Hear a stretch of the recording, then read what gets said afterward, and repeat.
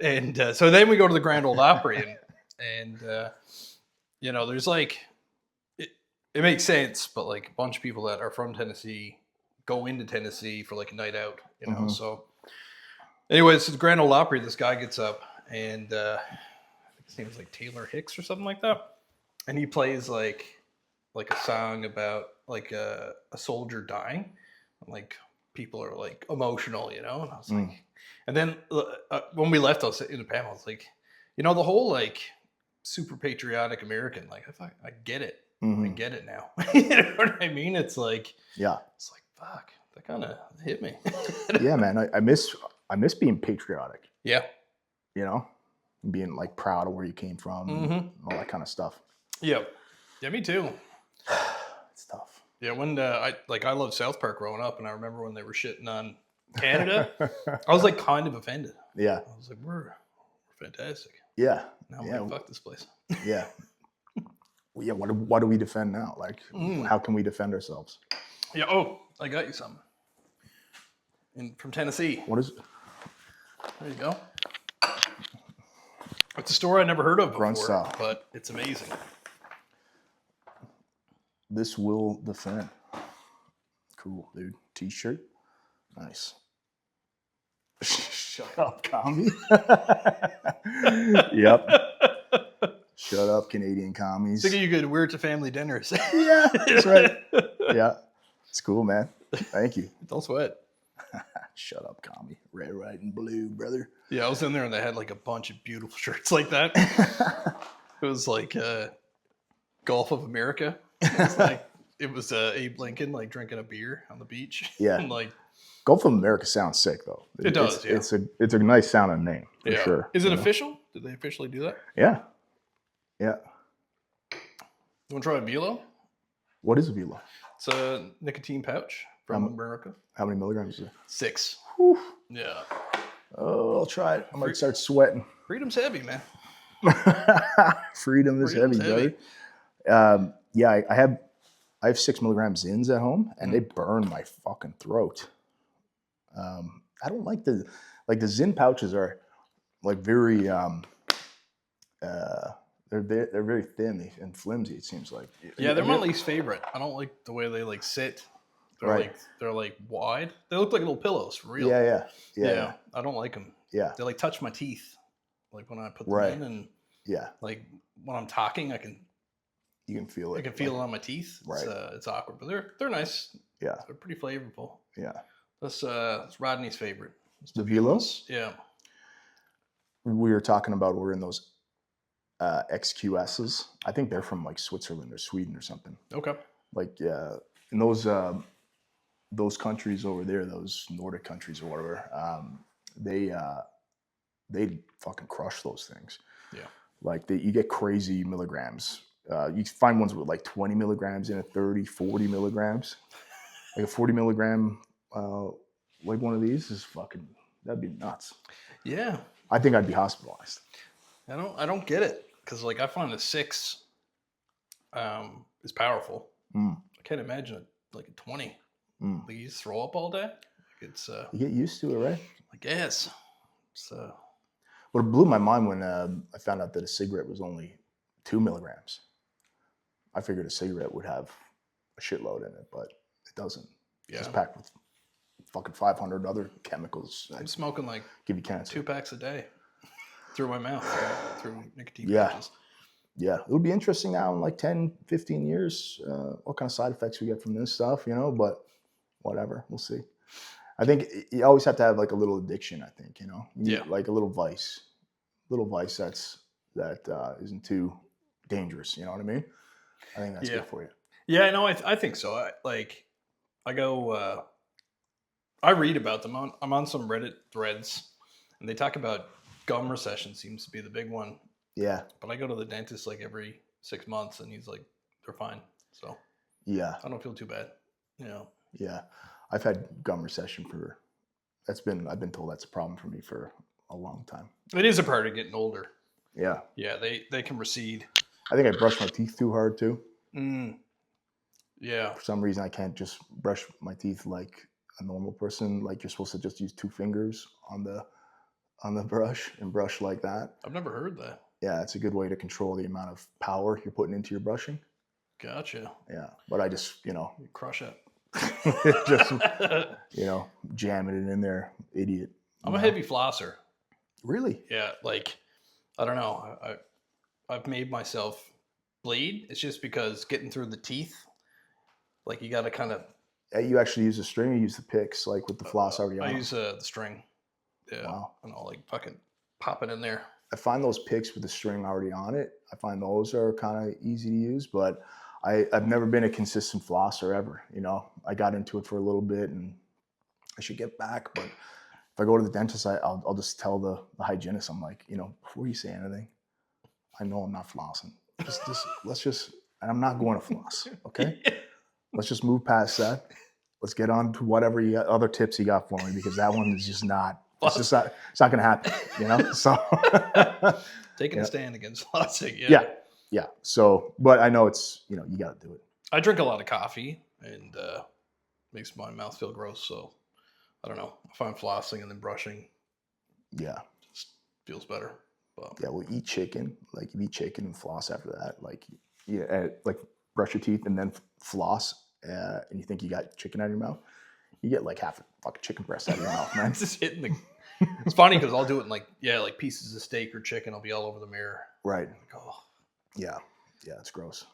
It's gross. Yeah. Flossing, mouthwash, and brushing. The trifecta. Yeah.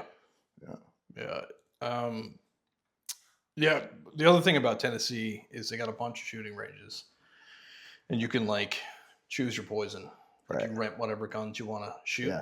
I never had time to do it, but it's expensive to rent guns. It didn't seem like it. Seems like you can kind of outfit yourself for a half an hour. And how much was the ammunition? I assume similar. I'm not sure, because like I noticed if they had different, you can get like shitty low grade ammunition or reload, go up there. But one time I was in Florida and I was getting an Uber. I was talking to the guy there, and he was talking about crime in Florida. And he's like, that's why I always I always carry. I was like, oh yeah, what do you have? And he was talking about his gun. He's like, but you don't want to cheap out on your everyday carry. He's like, I use fucking Freedom Bullet 85s hollow point. I was like, whoa. Yeah, you want some hollow points, right? Like, 9mm, so that's the good shit. Yeah. Full metal jacket and just zip right on through a guy. What does a hollow point do? It mushrooms when it goes in the guy. So it's shaped like it has like a little bowl in the tip of the bullet. So it fragments when it goes in. So if it's a full metal jacket, that means it doesn't have this enclosed, and those will go through you more and not just mushroom when they go in. So the bullet hits it and then it just expands when it goes in. So it has better stopping power. Damn. Causes more internal damage. Jesus. So. Wow. Yeah. I mean, that's the point of those things, right? It's the fucking stop people. It's to stop people. Right? I get it, especially stop. It's to stop the threat, right? So, yeah. Well, the last thing I'll say is when we were up there, we went to. I can't believe I'm going to say this, but we went to a Christian concert. Yeah. But it's like this guy named Brandon Lake, and if you went, like, he's done songs with Jelly Roll, and he's big. Yeah, he's like a huge name, and it's like a country kind of concert. Yeah. But like all the people there are Christians. 17,000 people, and man, I've never experienced something like that before, because like everybody, it's like knows the words, like hand in the ear kind of thing, and sometimes I was like, I can't put my hand in the ear. It just feels. Yeah. Not yet. Put it out there like sinner. Like, oh. Yeah, not yet. You gotta repent a little bit more, Yeah. I still got work to do. Yeah. Ozzy Osbourne died recently, he just had his last concert. Did you see that? How did he die? I didn't. Parkinson's. He's been fighting. He's been going downhill for a long time, So I think he just lost his battle with Parkinson's after, and you know, but he had that like farewell concert like a week ago, and then died after that. So it's kind of a cool way to go out, Yeah. you know, for Ozzy. But I mean, like a lot of his old clips have been showing up on my feed lately on Instagram, and he's so funny, man. Like he was like in that show. Like I never watched that show. What is it, Living with the Osbournes or something like that? Something like that, yeah. And it was, but so much of that shit, he's just so naturally funny. And like at one point, there's this Sharon Osbourne. She's like trying to direct or design like his stage or where he's going to be performing, and she's like, "Oh, see, I got the bubbles." He's like, "See how those bubbles? Don't they look great?" And he's like, "Bubbles." He's like, "I'm the Prince of fucking Darkness." And he's like, "What the fuck would I have bubbles on the stage?" You know, so funny, man. Sharon. Sharon. Yeah, like man, she was such a like she had his back, man. She was like she was like a ride or die for him. You know, anybody like another clip popped up of some lady talking shit about her family, and she just gets up and she's like, "Oh, excuse me, I gotta just have a sip of this, you know, drink or whatever," and she does it and then throws it right in her face, like awesome. You know, is ready to fight, you know. So, but yeah. Anyways, it's sad he's gone. You know, he was one in a billion, right? Not many Ozzy Osbournes around. Yeah, no, he was. What's funny because like I remember.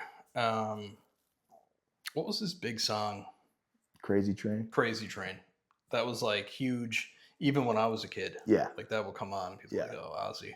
Yeah. But he's not like he had a crazy voice and like a really unique look. Yeah. Yeah. Right. And him and Alice Cooper were kind of battling, I think, for a long time. Yeah. As like was he considered metal?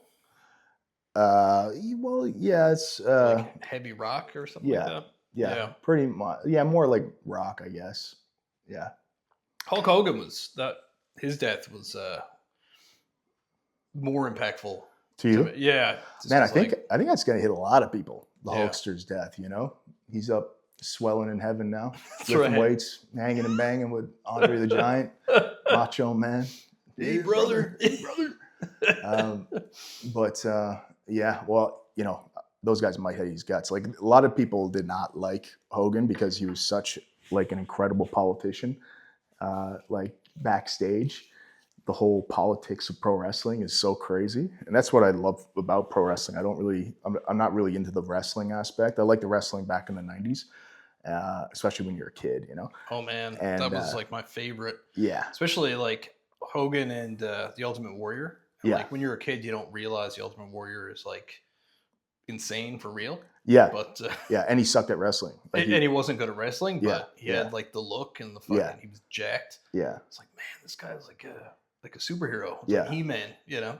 Yeah, that's exactly what he looked like. Just a He-Man with colorful makeup on and stuff, right?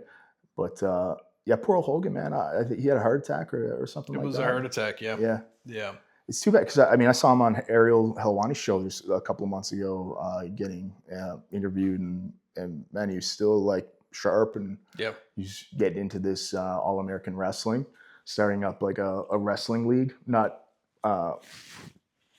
like sports entertainment stuff, like, you know, amateur like freestyle wrestling, but you're paying the athletes to perform. And Bo Nichols signed up for it too. He's going to perform in it too. As a wrestler. Yeah. So I think Bo Nichols had that in his clause with the UFC that he can still wrestle outside of the UFC if an opportunity presents it. I think. Like real wrestling or real wrestling or like not freestyle. Oh, okay. Interesting. Gotcha. Yep. So, so Hogan and Eric Bischoff. Do you remember who Eric Bischoff was? So they were like promoting this new like wrestling league. So, which is it's still a go as far as I know, and it's and that should be fun to watch. I'll watch it for sure, right? But yeah, man, Hogan was. He was larger than life. I mean, back in the '80s, even like as a pro wrestler, he was one of the most famous people on the planet. You know, he's got that Fu Manchu mustache, the crazy bald head and hair, with the blonde hair. Yeah, and he'd rip his shirt off and the giant arms. Yeah, he was he was in Rocky 3. I think it was Rocky 3. He was fucking huge. He was like 6'7".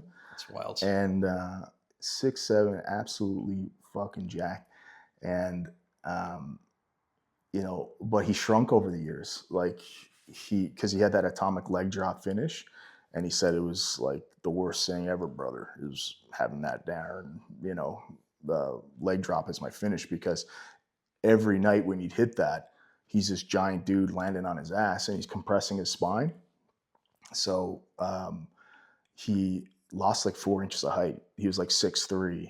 Holy shit! You know, Wow. and so he had these like long arms of like a 6'7" guy or 6'8" guy, whatever he was, but like 6'3", you know. So, but you know, he had a hard life on his body, and you know, if you see like old wrestling videos of him when he's actually wrestling in Japan back in the day, before he was a massive star, like he was really athletic, and he was actually like a good wrestler, because a lot of people knock on his like athleticism and his wrestling ability later on in his career. But when he was younger, he could move, and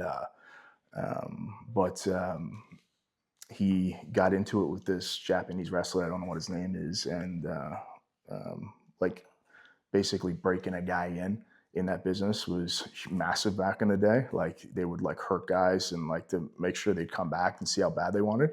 And this Japanese guy just broke his leg, like put him in a heel hook and like just completely broke his leg, you know? Holy shit. Just to be like, fuck you. I'm going to break your leg. Wow. And Hogan came back, you know, he's like, yeah, fuck you. I'm not going to. That's crazy. That's not going to stop me either, right? And then he got in a little bit of hot water when that. Yeah, I noticed there's a lot of hate.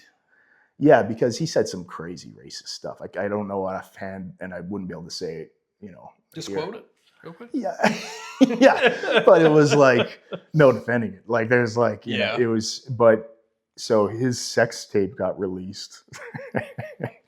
And along with that shit by Gawker, and then he sued Gawker afterwards for it, and he made a shitload of money from suing Gawker. Okay.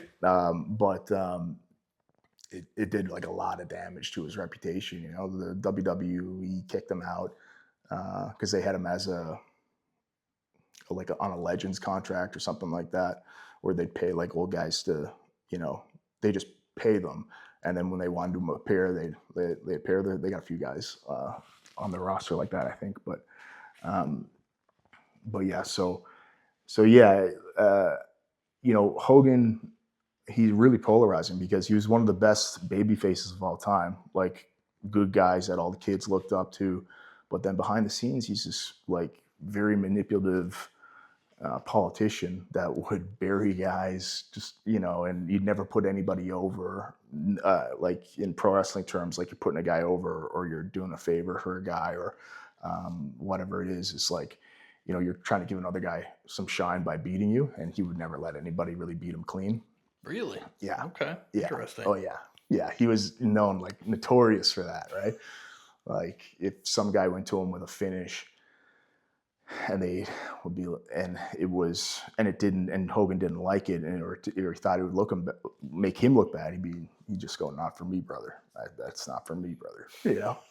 And and Vince McMahon like loved them, but him and Vince McMahon butted heads a lot because they're two huge personalities. Yeah, big time. Yeah. So yeah, man. And he was also one of the best heels of all time too, right? One of the best bad guys when they did that NWO stuff. And he had like the black. Yeah. He added some black beard in there. Yeah, and people hated his guts back then. They hated him. I remember hating him and hating him so much as a kid. You know. I watched this video. It was like, you know, Libs of TikTok. Yeah. They had like a compilation made of all the hate he was getting. Like people are like, glad he's dead, and like all this like really cold stuff. It's like, what the fuck is this? Like he never killed anybody. Yeah. Like oh my god. Well, they were like, you know, best gift I could have got on my 32nd birthday was him dying. Like nuts, all this like brutal shit. Nuts. And I didn't even know about the whatever he said. Like, right. You know. It's fucking stuff they were saying was pretty cold. Yeah. And that sex tape must have been nuts. Take off your pants, brother. Yeah, I don't know if it was a brother in the video with him. That would be that'd be something. I didn't, you know, I haven't seen his sex tape. I wouldn't recommend it to anybody. Yeah. Either. Especially now. Yeah. Out of respect, you know. Yeah. Respect for the fallen, you know. So poor old Hogan, It's the worst thing. Like they say, don't meet your heroes. Right. But like, sure, same when when I was a kid, Hulk Hogan was like Captain America. You know. Yeah. See, like I'm 37, so I kind of grew up like watching wrestling through the 90s and whatnot. So he was more of like a bad guy to me. Like, and then when he came over to the WWE, that's kind of when I was starting to like kind of fade from my interest in wrestling and get more into like UFC and MMA and stuff. And then he like brought back his kind of good guy act after he fought The Rock at WrestleMania, and he did it in Toronto. Like they had this huge WrestleMania there, and it was The Rock versus Hulkamania, right? And he was still wrestling as a bad guy then versus The Rock, but the crowd started cheering for Hogan and booing The Rock. That's how big of a baby face he could be, right? Like that people just wanted to love that guy. Yeah. That they're cheering him over The Rock when The Rock is supposed to be the baby face. So, but anyways, he had lived a crazy life, right? So it's just 71 is young these days, I think. Oh, absolutely. You know, well, so Vince McMahon's still going. Yeah, he outlived, or Vince McMahon outlived him. Ric Flair outlived him. You know? And Ric Flair should be dead a million times over. Oh yeah. He was saying nobody partied harder than Ric Flair. No, I remember because he was on Joe Rogan and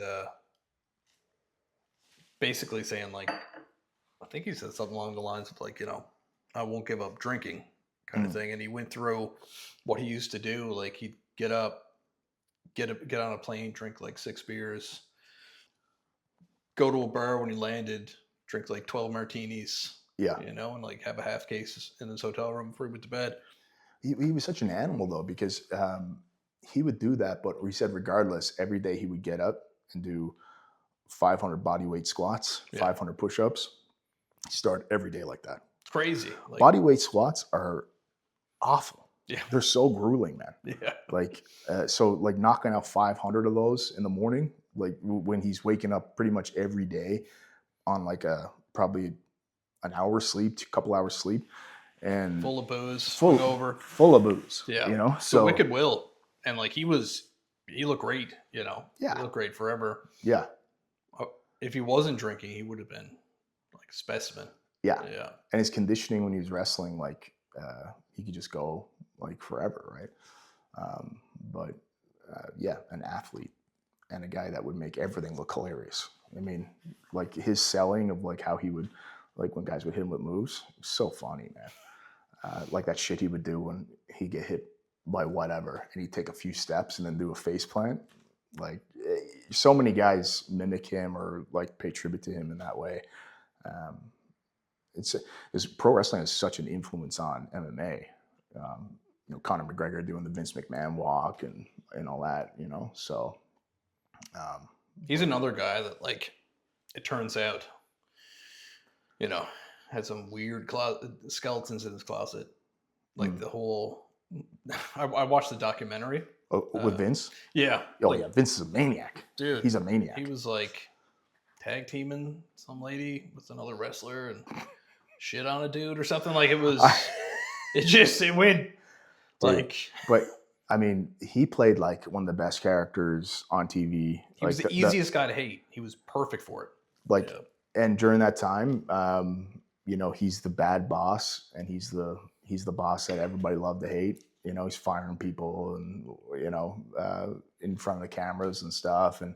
But he's just playing a character. But in reality, it's kind of who he was. Yeah. Like when you watch that documentary, it's like, yeah, he's kind of that guy, right? Because, I mean, the best characters are always the ones that blur the lines between reality and fiction. And they kind of take that piece of themselves and amplify it, so because people hate bullshit and if they see something that's like disingenuous. But if you can pull off something like that so naturally and so easily, then how can you not have a little bit of that, bad guy in you? So, I mean, yeah, I mean, the way he amplified wrestling and oh like, yeah, I mean, he's a wealthy, wealthy man. yeah, yeah. Turned that into like $1 billion industry. Yeah. Just super successful guy. Apparently, he's one of these guys that only will sleep for like 4 hours, 5 hours, and that's all he needs. Gets up and just loves working. Yeah, I mean, he's in great shape. He's like 80. Yeah, older. I don't know how good a shape he is in now because he has some health issues. Like I've seen him walking around with a cane and stuff, but because he's got to be in his 80s now. Hey. Oh, absolutely. Yeah, you could see his age and like. There was this magazine cover that he was on like 10 years ago when he was in his 70s, and he was on like some kind of muscle mag and had a big chain around his neck, and he's flexing, and he was super jacked. Wild. Yeah, I remember at the time, like Rogan could not stop talking about it. Like, just like, that's my canary in a coal mine. Yeah. I want to be like Vince when I'm in my 70s. Sylvester Stallone too. Like he did the Expendables in his 70s. Right. And his muscle mass is crazy. Super jacked. Like big chest, big arms, tatted up. Yeah. Yeah, he's covered. Yeah.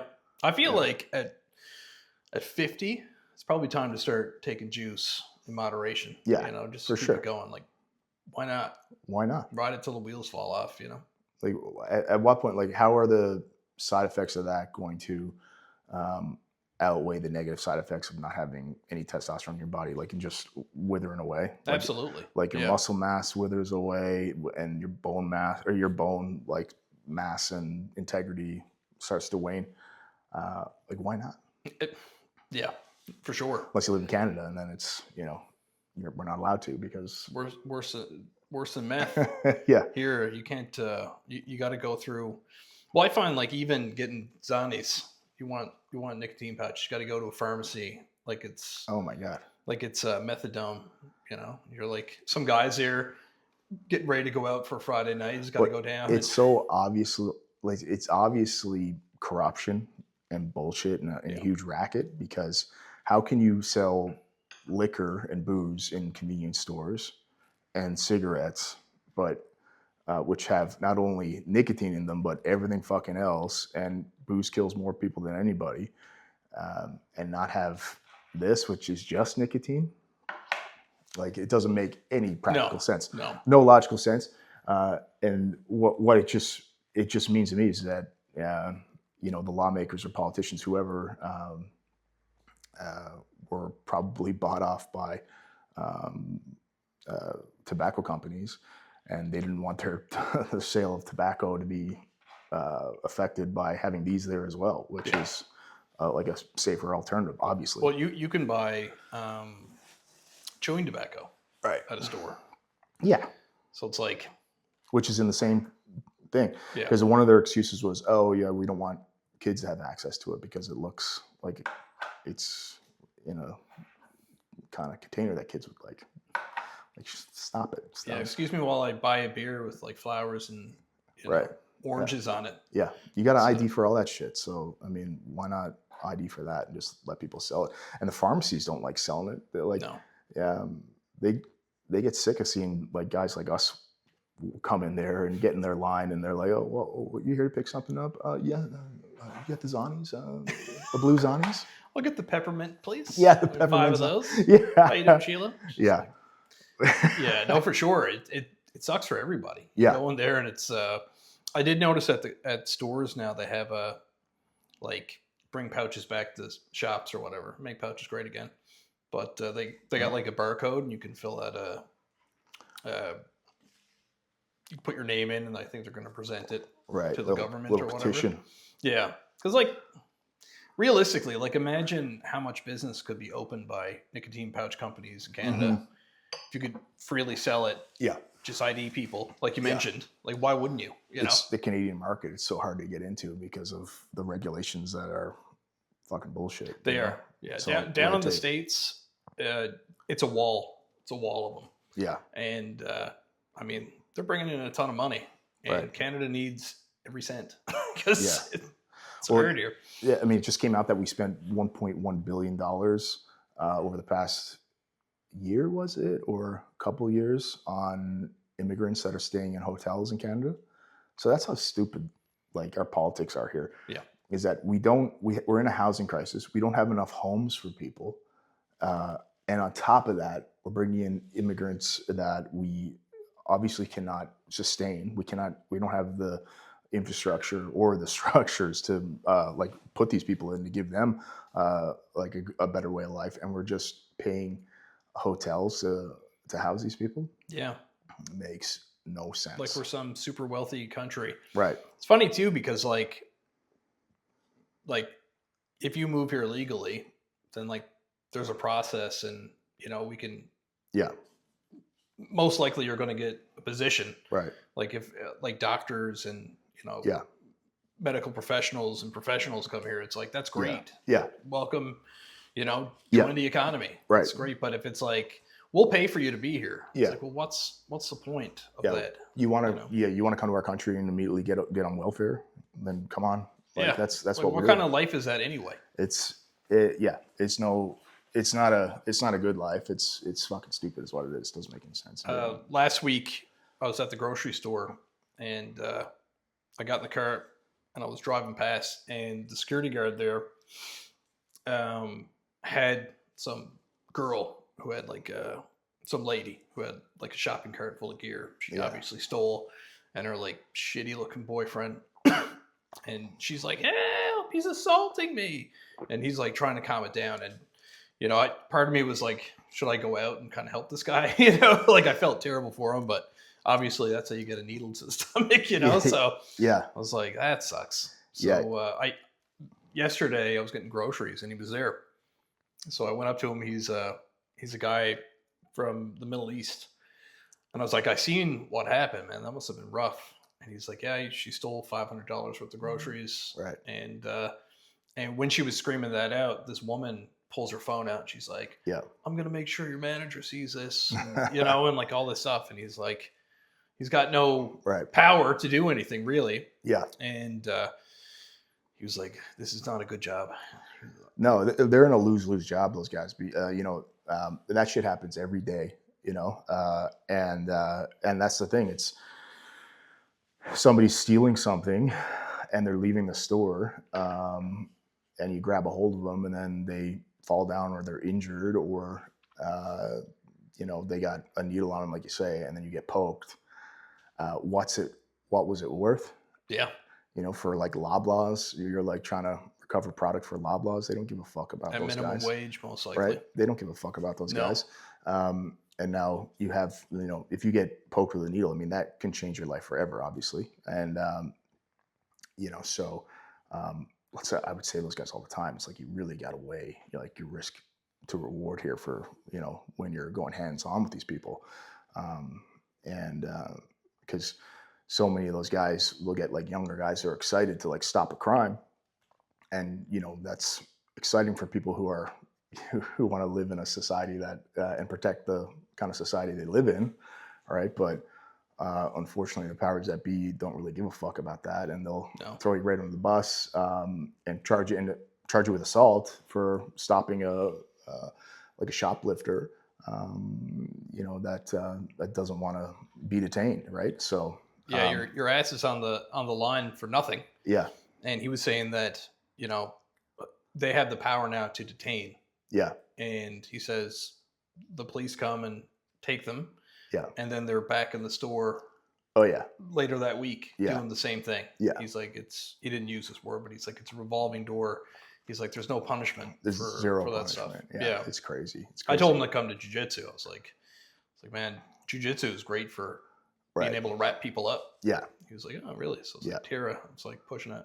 Yeah. But, yeah. Always selling it, Oh, man. Yeah. It's just like, especially for that kind of shit, like such a good tool to have in your belt. Yeah.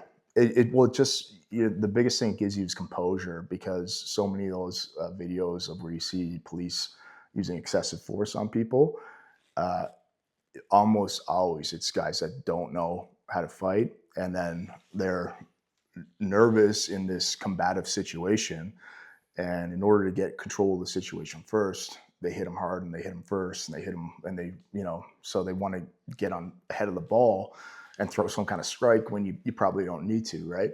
But jiu-jitsu, when you're presented with a squirrely person and you spar every week and you roll every week, and you're confident in your ability of, like, when it goes to the ground, you're not just going to be flat on your back and have your tools exposed and get disarmed or killed, right? It just makes you so much more composed in the moment, able to talk to the person more than you can, because you're not as nervous as somebody that doesn't know how to fight or whatever, and you can formulate your thoughts, de-escalate that whole thing, and then if you got to go hands on, you can take somebody down and control them without hurting them too. Yeah. So yeah, it's I'm of the mindset that in today's day and age, especially with all what we know about grappling jiu-jitsu, that you really should have like a reference from a credible grappling instructor or jiu-jitsu instructor if you're an applicant for a police force. But they're so desperate for people that these days that, they wouldn't be able to just put that in an application for a new police officer, right? They would barely get anybody, because if I put in an application for a police force and I put like one of our instructors as a reference, those guys are so good at, like, if you're running a jiu-jitsu school, you're so good at knowing like which guys have good composure, and like just by rolling with them, and which guys would be like good in those situations as a police officer. It's such a no-brainer for me to like have that as a requirement for police forces, to have like a reference from a credible martial artist that can talk about your ability to handle yourself. Because that's so important in the job. I bet. It's so Yeah. important, So, because nobody learns how to fight by becoming a cop and then going through 6 months of a police academy somewhere and having defensive training at a police academy. Nobody, like that. Yeah. That gives people more of a false sense of their ability to do things, more so than an ability to do things. Must be nerve-wracking going out there and you don't feel comfortable in altercations, and then like someone could pull a screwdriver and try to kill you with it. Yeah.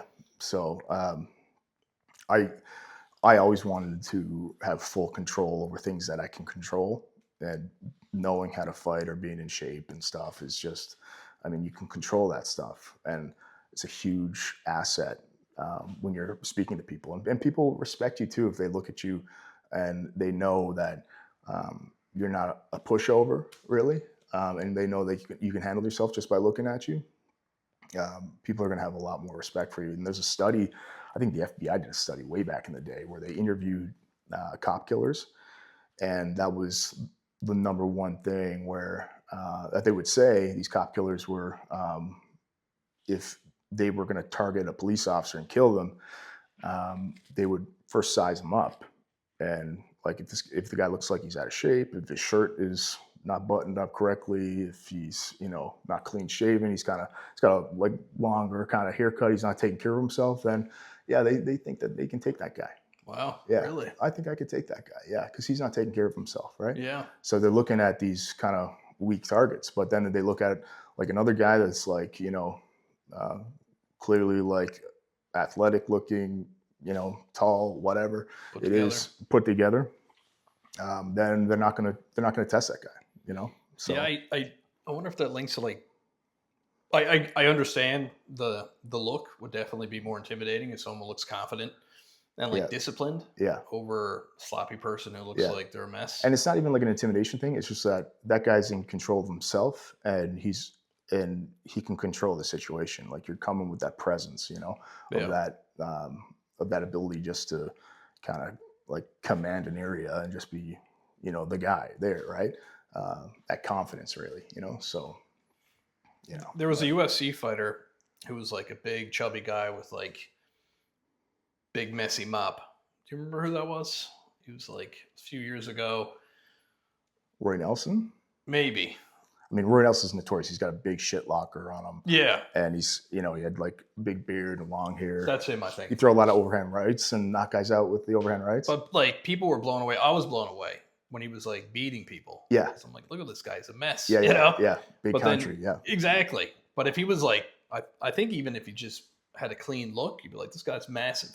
You know what I mean? Pick you up and hit you off the world. Yeah, I mean, Roy Nelson, like, he was a phenomenal grappler too, and he barely ever used it in the UFC. He just wanted to stand and throw hands. Yeah. Like, he just dipped that belly down and throw the overhand right, and he had a really good chin too. But that caught up with him eventually. The whole ability to take a punch thing, as it does with everybody else, right? But eventually, his chin kind of weakened a little bit, and then he stopped being able to take like those huge shots that he could take. That was it. But yeah. Speaking of the UFC, Conor McGregor. Oh yeah. His hog pick. The Conor McGregor dick pic. Yeah. Man. The one that fucked Shale up. That happened on his birthday, and that got released. So what was it? My understanding of it. Now I didn't see this picture. Okay. Sorry, I saw one half of the picture. Okay. So my understanding of this Conor McGregor dick pic is that him and another famous lady of some kind, I'm blanking on her name, they trade like nudes every so often as like a joke or something. I don't know. And then her hilarious joke. Her pictures her information got leaked or something. His dick pic with him on it got exposed. And then it broke Chael Sonnen's brain. Chael Sonnen lost his mind over it. The cheese slipped right off the cracker with Chael. He could not stop talking about it, man. And I guess he had some kind of weight attached to his. That's what I read. Yeah, I never seen it. When you said it, I looked it up to see what Chael was talking about. Yeah. And I think there was a weight on it. He like tied a weight to his dick. Yeah. Which is Conor McGregor might need a friend to talk to or something, because he's all over the map, man. That's the thing. Like, I don't know. We try to talk about like mental health a lot of times and stuff, and how guys can cope. Like, that would be soul crushing to a lot of people to have their nude like that leaked online, right? Yeah. Have everybody talking about it, and have Chael just kind of, like, obsessing over like every detail of it, and like, but he doesn't give a fuck. No, he gives zero fucks. Well, he's got a wife and kids. Like, and, is he actually capable of feeling shame? Like, I don't know. I think he's beyond it. Maybe he never had it, because like today before we started recording, I was on his Instagram. Yeah, and like it's like him walking with his kids, and like a picture of his wife, and then the next one's like him hammered smoking a cigar, right? And like at a 50 Cent event, yeah, he's like loaded.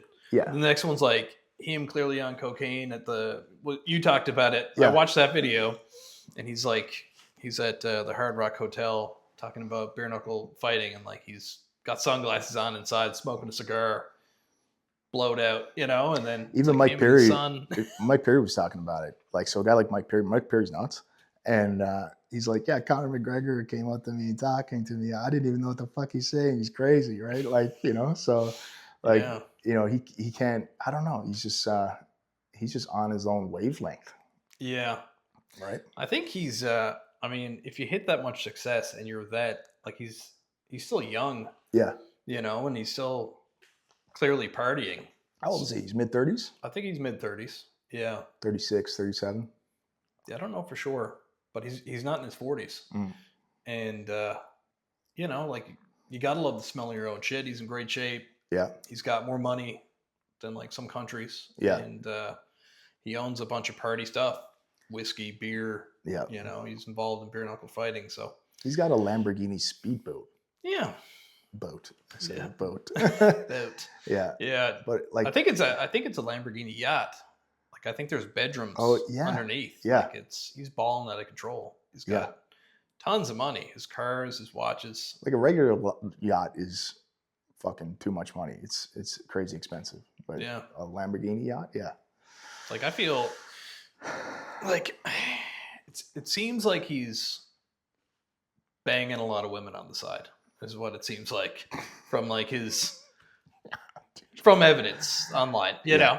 Yeah. And even the stuff on his Instagram really seems like it. But his missus got his back. Yeah. She doesn't waver for her support of him, you know. I'm starting to wonder if they're held captive on his yacht. You know, it's yeah, man. Yeah, I don't know. Because he talked about getting into politics, right? But he hasn't slowed down At whatsoever. all. Yeah. Now he wants to fight on that White House card as well. Like he wants to come back and fight on that White House card. And there's mentions of him and Nate Diaz doing their third fight there, their trilogy. You know, completing their trilogy. So they gotta win each. I think, right? Yeah. You know, so just he's been out of the game, I guess. Well, they both have been, right? So I mean, it would make sense in that way because you wouldn't want Conor to come back and then fight some guy that's, you know, in the top 5 or something, or even top 10. You know, you need that guy doing more of a kind of like a fight like that, like a, you know, just a showcase kind of fight, right? So he seems like the dog that caught the car, you know? Right.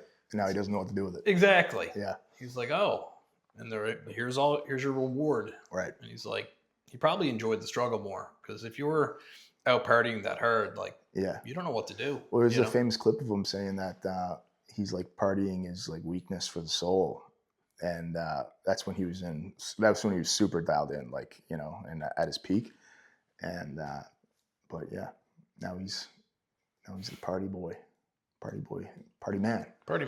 Yeah. He's like he's either going to sober up or is going to have a very famous death, I feel. Yeah. Hopefully he figures it out if there's something to figure out. I love the guy. I think it's he's so hard hilarious. to know. Yeah, he's a great fighter. Right. Yeah, because it's so hard to know like what is truly going on with the guy. Like because we say he's hard to read. Like does he feel like normal people feel? Does he feel emotions? I don't know. It's hard to tell. It's very hard to tell. You look at his Instagram, man. He posts like every day. Yeah, it's like him in speedos on a bike. Yeah, you know, or him taking a picture of his watch and his dick at the same time. Who knows what's in store for him, man? But I think the best days are behind him as far as like for sure his best days are behind him as far as MMA goes. That's just kind of the name of the game. Like guys have their primes and their peaks, and so even if he had everything dialed in, I mean, he wouldn't be as good as he was when he was like 28 or 29, right?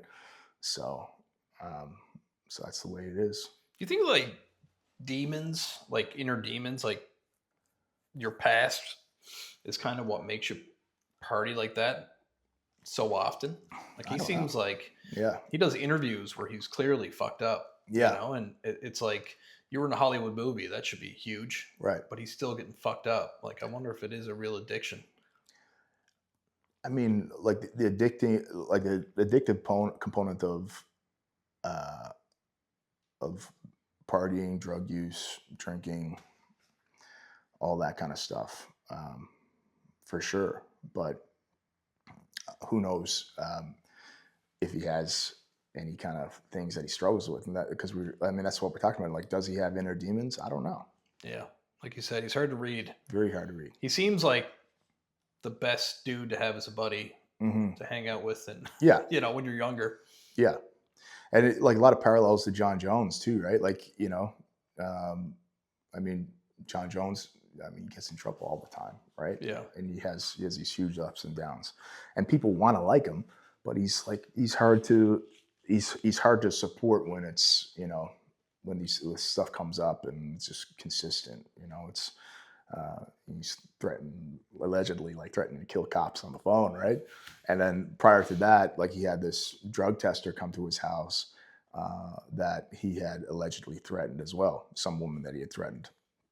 So that gives a lot more credibility to her complaint back then when you hear the way he was just talking to that guy on the phone who was a police officer, right? So, because you definitely, when you're trying to kind of convince a cop that you weren't the driver of a hit and run that just happened, your vehicle's crashed, and you're talking to him on the phone, uh, you know, the best way to convince that guy is definitely not threatening to kill him, you know? So it's not, like an innocent person isn't going to resort to, you know, death threats. Right. Yeah. So yeah, it's, you know, but I mean, these guys it's still, I mean, they're taking shots to the head. I mean, Yeah. it takes a crazy person to kind of put all your eggs in that MMA basket and try to get to the top as well. Right. So, um, you know, it's not surprising, you know. No. It's just he's so gifted. You know, he Yeah. would have been. It would have been such a treat to see him actually like go all in on MMA and Yeah. focus there and Right. do a ton of fights. Yeah. Because he made it look so easy. Yeah. And then he just keeps fucking kneecapping himself Yeah. over and over again. Like, Even when he came back and, you know, he fought Donald Cerrone and just like took Donald Cerrone out in like seconds, yeah. you know, he Yeah. knocked him out with like a shoulder shrug. Yeah. Like he really like hurt him with his shoulder and then walked him down and stopped him like very quick, you know. Like yeah, he has such an aura in his fighting. His fighting was so enjoyable to watch, right? But I think that's history. I think that's it. It's not we're not gonna see that kind of version of him again, right? So It's funny when you see like super successful people like that. I wonder if it's a lot of pressure and they don't know what to do with it, you know? oh yeah, Because he was like yeah, the new George St. Pierre, right, you know, and yeah, George seems like, you know, he's not unscathed. yeah, He didn't do a bunch of drugs and threatened to kill a cop, but he said like he was missing like 3 hours out of his days. You yeah. know? But I mean, he could have been abducted by aliens. He too, could have right? been abducted by aliens. You know, Yeah. so he talks about that a little bit. He you know? does, yeah. And but yeah, he said, I remember an interview a long time ago, maybe it was with Rogan, that driving his vehicle, and then next thing he knows, he's missing like an hour at a time, where he was just kind of driving around, like not knowing where he was, I guess. And you know, so I mean, George, as defensively sound as he was, I mean, he took a lot of shots too. Yeah. Like in his fight with BJ Penn, he took a lot of punches to the head. So Well, his big thing was like he would lose to someone and then come back and beat them. yeah, He he'd was come like back great better. at that. Yeah, Yeah. he'd always come back better. Yeah. Every time. And Yeah. bigger. His Yeah. last couple fights, man, his legs were Yeah, giant. Yeah. He looked like a bodybuilder. yeah, big legs, big dump truck on him, Yeah. big back, right? So filled up. I mean, he looked great at 185 too. Yeah. He fought Bisping, right? And but that's it, right? But I mean, you can't get past the headshots anyway. Yeah, Nothing you can do about that. But Yeah. he at least he lived out his legend. You know, Mhm. you look at John Jones, and it's like, fuck, man. yeah. Why do you keep doing cocaine? Yeah. Like, Jesus. I mean, John Jones was my favorite fighter, like when he first started out. Yeah. You know, I just, you know, but it was, and not that like I don't enjoy him as a fighter, but you just get the bullshit kind of just wears you down a little bit. Like Yeah. all the failed drug tests and then the shitty explanations for them, and I mean it got tiresome, right? Yeah. And especially with this kind of last going off where he doesn't want to fight. Like, I mean, they scheduled him to fight Stipe. Like Stipe was like in his 40s, hadn't fought for 4 years. His last fight, he got like viciously knocked out by Francis. It was a really bad knockout, and so the UFC scheduled him to fight Stipe while Tom Aspinall is the interim champ. Like, you just don't do that. Like, when you have an interim champ and you have the champ, you got to unify those belts, right? So, I mean, that fight made no sense, and that was it. You know, that was it. And then he just was like, no, I'm not fighting Tom Aspinall. Not going to do it. But it's like you either do that or you retire, because that's how fighting goes. Yeah. Like, you know, that's Yeah. even in pro wrestling. I mean, the champion like does the favors for the next up and coming guy and matches up with that guy. So, I mean, even in pro wrestling, they have that rule. You know, very rarely anybody ever goes out on top as a pro wrestler because they have to put the next guy over to continue the business, you know? And but yeah, I mean, he had no interest in doing that. And yeah, and then when they mentioned they're having this White House card, now all of a sudden he's out of retirement again. He had the shortest retirement ever.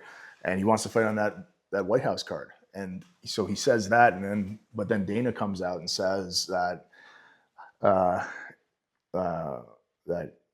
yeah, we can't risk putting John Jones on a card like that because we can't really trust him. It makes sense. It does make sense, and but you know, like how bad is that for John then to come out of retirement to want to fight on that card, and then the boss says, yeah, we can't really trust you to put you on the card. 100%. Yeah. Like, I don't know if you ever dealt with an addict before. I would say you did on the force, but we had one in like our extended family. And like, you know, we weren't super close, but they were around, and like, you always hope that they're better, right? But you never really trust them. Yeah. And that's like a family member. I can't imagine, you know, an employee that's getting paid very well to do something that a million people are fucking killing themselves to get to that level. Right. Yeah. You know, and they just keep disappointing you. It's like, you can't come to the party, man. Yeah. You know? Yeah. I mean, they had that Vancouver card back in the day that they ended up canceling because John Jones didn't want to fight, like last minute type thing. I think, how did that one go? I think it was maybe John Jones' opponent got injured, and then Chael Sonnen stepped up to fight John Jones, and he didn't want to fight Chael, and because he didn't prepare for Chael or whatever it was, and then the UFC just canceled the whole card. You know. So how much do they lose on that? Yeah. How much do they lose? And then you have all those fans that, you know, got to refund their tickets then. And it's a huge just fucking gong show then that you got to clean up a mess then, right? And if he wasn't so talented, that would have been it. Yeah. You know? Yeah. I would assume. Yeah. Yeah. But I mean, that's the thing. Like, because he's so naturally good at just fucking beating people up, that he has this undeniable skill set that, and just hasn't been legitimately beaten. So yeah, I mean, it's tough. I mean, that's the fight business though too, right? Like, you're just dealing with maniacs that you have to have some leniency for a certain amount of shenanigans from these guys, because I mean, it's the personality type that is going to get to the top of those of that sport, right? Yeah. So I mean, look at Mike Tyson, right? And all the trouble that he has gotten into over the years. But I mean, people love Mike Tyson. They still love Mike Tyson because Mike Tyson, at the end of the day, he's not a narcissist. He's like very self-reflective, and he tries to like break himself down honestly and talk about things and be vulnerable, you know. So that's endearing. Yeah. He was a maniac, and then he you know, evolved. Yeah. And especially with these younger guys, Conor and John Jones. They're not there yet. And like, Conor's not doing anything outrageous, you know what I mean? But what they don't have that Tyson had is like the accountability factor for their actions, right? Yeah, that's so a good point. Both John and Conor don't really tend to take accountability for their actions. I mean, John more so than Conor. You know, Conor has kind of stepped up, and you know, there's been times where he said that, you know, like he shouldn't have done that or whatever it was, you know, like it's rare, but you know, but John Jones, like he's always the victim when anything goes bad. Like when he's accused of something, he's always the victim, right? So it's not a good look. Yeah, it's never a good look. I mean, people see through that. Oh, big time. I mean, 𝐾𝐨 talks about that, like accountability factor, just being 100% accountable. Like, even if things aren't your fault, and you had some hand in it, be accountable and say, things could have gone better if you know, if I had, taken the necessary steps, whatever that situation was, to do a better job. But when you just never want to uh, be accountable for anything and just lie, deny, and act surprised, yeah, people hate that shit. Big time. Yeah, it gets old. Yeah. Yeah. All right, my man.